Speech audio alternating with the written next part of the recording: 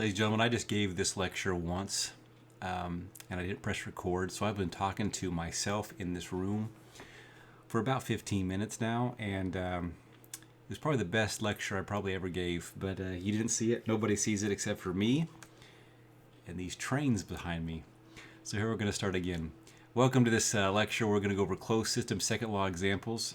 There's no homework tonight. This homework would be due on Monday, the test. I want you to study for the test. I want you to be ready for that test material, so I'm not going to ask you to do this. But I am going to ask you to do some significant parts of today's lecture to work with me to kind of get some practice. Exam 3 is on Monday. It'll be at 7 o'clock p.m. just like every other exam is.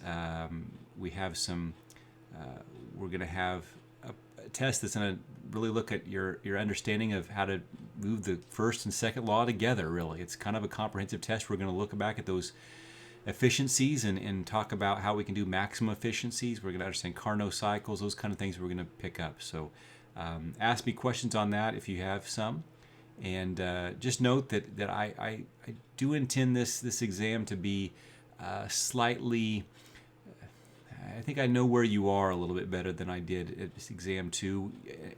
In the practice that you have, you need to have, you maybe didn't have for the second exam. I hope to we've resolved some of those issues for exam 3, but we'll see how it goes, and I'll do my best to provide a exam that tests you, makes sure that you stretch, but also gets something that should be in your wheelhouse as well. So I want you to think about things in a way that is not just regurgitation, but is you understanding the material.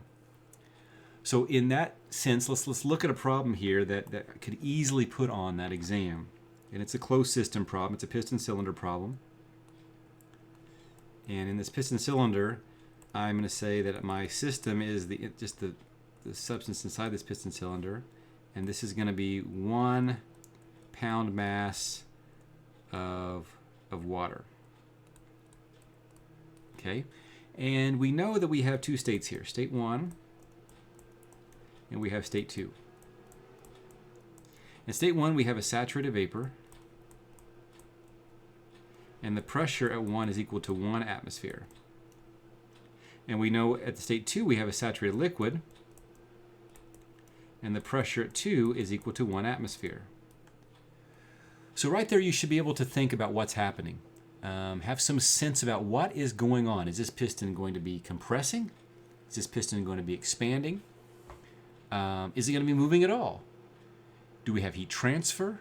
These are all things that I think by now, right now, you should be able to make some pretty good judgments about. And if you can't pause it, think about it for a little bit. Okay. Now the next thing I'm going to do is what I like to do with these problems is not only draw a little diagram here. I'm going to draw a TS diagram. Okay. Here's my vapor dome. Helps me out a little bit. Same as a TV diagram. Has our line of constant pressure here. 1 atmosphere. Okay. What's 1 atmosphere in PSI? It's 14.7 PSI. Okay. And we're going to be moving from state 1, which is saturated vapor, to state 2, which is a saturated liquid. This is the way we're going. So we're decreasing the entropy. We're going to be producing entropy as we go through this, but we're going to be decreasing the entropy as we're working through here. And we should also think, what would this look like on a TV diagram? And what would this look like on a TU diagram? Things like that. Okay. So next thing we do, we think this is a closed system. So we're modeling this as a closed system. So we're going to say, all right, delta KE plus delta PE plus delta U is equal to Q minus W. Okay, and I know there's no kinetic or potential energy effects here because there was no velocities or heights given to me, and that's usually what our assumptions are that we're going to have here. But there is going to be internal energy, and there is going to be some heat. Okay, we have to remove heat from this to go from saturated vapor to saturated liquid in this situation. And when that happens, the volume, the specific volume is going to decrease. If we had a TV diagram, it's going to decrease. So there's going to be a change in volume. That piston is going to be compressing. So we can write this in this way. We can say, well, it's going to say delta U, or mass, times U2 minus U1 is going to be equal to heat transfer minus the integral of PdV. And it's not just PDV. We know it's constant pressure work. It's 1 atmosphere to 1 atmosphere. So we can write this as mass times U2 minus U1 is equal to Q minus pressure times V2 minus V1. Okay. Now, we recognize that we can also write this as mass times U2 minus U1 is equal to heat transfer minus pressure times mass times specific volume 2 and specific volume 1. And I do that because we have to look up something, and we know we can look up the specific volume at state 1 and the specific volume at state 2 and the internal energy at state 2 and the internal energy at state 1. And we have our mass and we have our pressure, and that's how we could solve our heat transfer. Okay, that's how we would solve it. So in this form, this equation, everything that we find there, we could look up four things and be able to find our heat transfer. But there is a shortcut in this problem. If you remember back in the days of chapter 3, we talked about, well, if you have constant pressure work, you can do a shortcut. And let's see what that shortcut would be. If we group things to one side of the equation, we're going to have U2 plus PV2 minus U1 minus PV1 equals Q. Okay. This we know is enthalpy 2, and this we know is enthalpy 1. Okay, oh, I should put a plus sign here. There should be plus here. Okay, so now we have an equation that's just simply H2 minus H1 is equal to heat transfer, and that simplifies our life a little bit. Instead of having to look up four things, now we want to look up two. Okay, so if you see this, it's a good time saver. If you don't see this, no big deal. You can still solve the problem. And it's a pretty easy table lookup. In fact, as I've already done this lecture, I have the page right up here to show you what I'm looking at. We're going to be looking at our saturated tables. We're looking at a pressure of 14.7 or 14.696. So we'll go over here to enthalpy. We'll see our saturated liquid is 180.15, and our saturated vapor is 1,150.5 that we'll be dealing with. So if I put that into our equation here, I'm going to have Q is equal to 1 pound mass times 180.15 minus 1,150.5 BTUs per pound mass. Okay, so what is our heat transfer? It's going to be a negative number, negative 970.35 BTUs. Okay, and here's where I recognize that I wasn't recording last time. It's only 7 minutes. I thought I would record for 15. But maybe I just was more efficient this time. That's what I'll say, because I fumbled through my tables earlier. But I look at this answer and I said, that makes sense. Heat's leaving the system. That's good. I know heat's leaving the system. 970.35 BTUs. Maybe I don't have an idea of what that is, but this is about, a little about 1,000 BTUs is what would be to change this vapor to a liquid under 1 atmosphere. That's about right. That's about right. Okay. And so our question is then, what is the entropy production here? How much entropy is produced here? Okay, and so that's where you go to the second law. Delta S is equal to the summation of the heat transfers and the temperature at which that heat transfer occurs plus sigma. Okay, so we're going to have, we're looking for entropy production, so sigma is going to be equal to delta S minus, there's only one heat transfer here, this is Q, over that temperature of that boundary. Okay, now, this is going to be sigma is equal to mass times S2 minus S1 minus Q all over temperature of the boundary.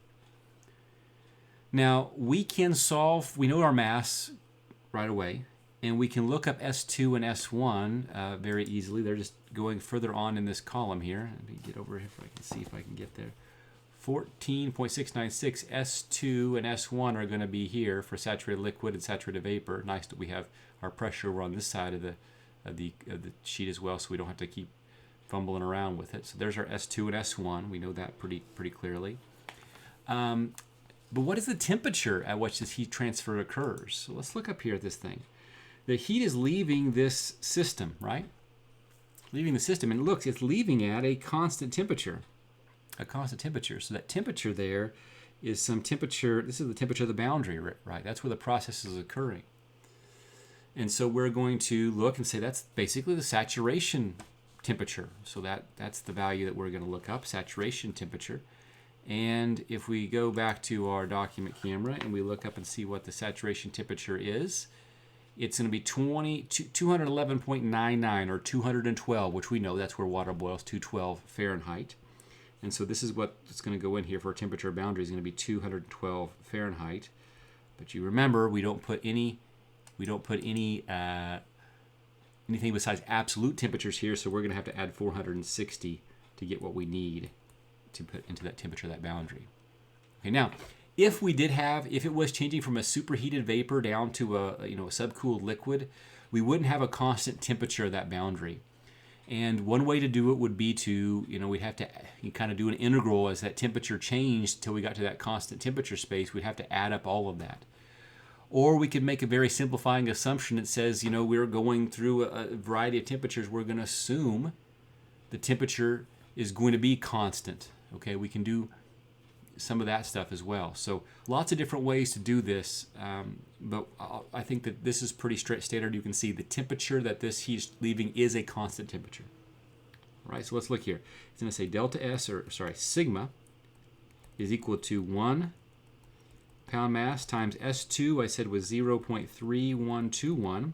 S1 is equal to 1.7567. This is going to be in BTUs per pound mass per degree Rankine, minus, and remember then the heat transfer is going to be minus 970.35 BTUs. It's not, this negative sign had nothing to do with the negative of the heat transfer.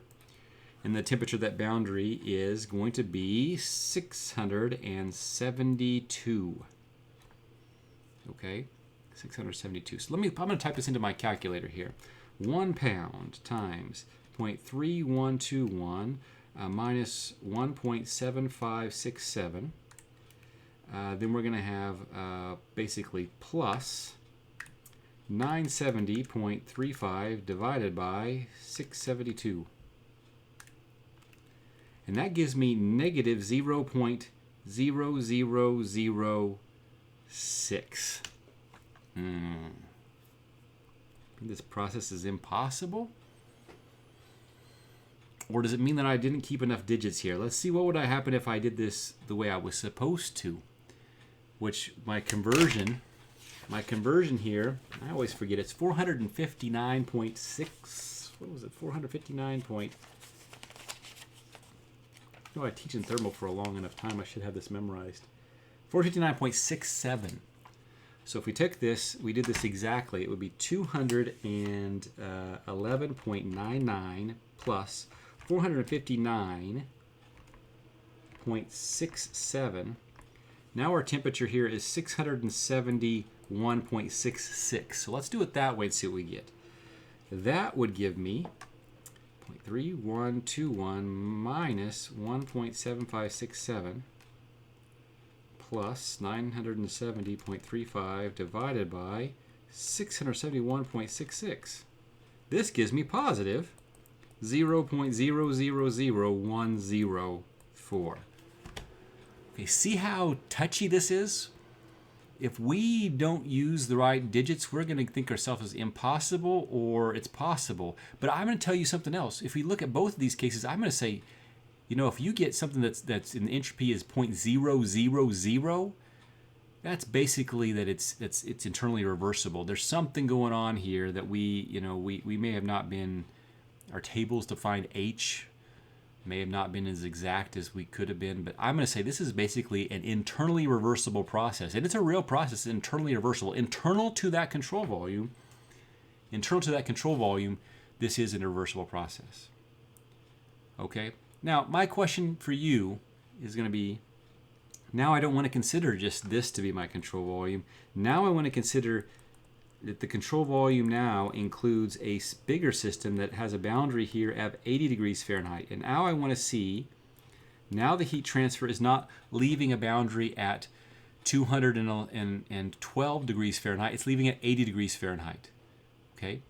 And we're going to consider that the surroundings temperature doesn't change, that the piston doesn't change. We're not worried about the piston there. So basically, it's the same situation here.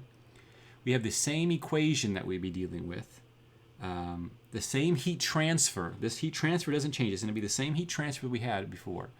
But we're going to be looking at this, and we would have to have, delta S of the water plus the delta S of the piston plus the delta S, or that's of the cylinder, plus the delta S of the surroundings. And I'm telling you that the piston and the surroundings are going to be, we're not going to say they change at all. They're just going to be constant temperature values that we're not going to worry about.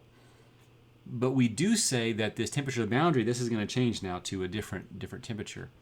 I want you to tell me, what is the entropy produced with that new boundary? And tell me, is it reversible or just internally reversible? I think you know the answer. It's going to be that it is just internally reversible. When you expand or make that control volume bigger, you're going to find that it is a value, a larger value. I think you're going to get a decimal, but it's going to be 0 point something is what your answer is going to be. So that's going to be your quiz question for this lecture. Okay, I'll move on to my next question in just a moment.